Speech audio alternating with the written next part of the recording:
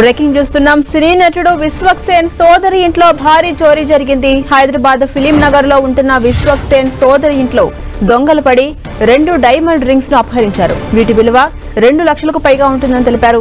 విశ్వక్ సేన్ తండ్రి కరాటే రాజు ఫిలిం నగర్ పోలీసులకు ఫిర్యాదు చేశారు. ఘటనా స్థలానికి చేరుకున్న పోలీసులు క్లూస్ టీం సహాయంతో వేలిముద్రలు సేకరించారు. ఇంటి దగ్గర సీసీ ఫుటేజ్ ని పరిశీలించారు. గుర్తు తెలియని వ్యక్తి బైక్ పై తెల్లవారుజామున వచ్చి ఇంటి ముందు బైక్ ను పార్క్ చేసినట్టుగా పోలీసులు గుర్తించారు.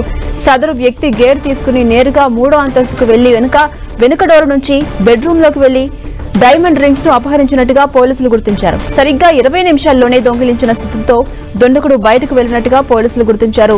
సీసీ ఫుటేజ్ ని పరిశీలిస్తున్న పోలీసులు దొంగ కోసం గాలిస్తున్నారు.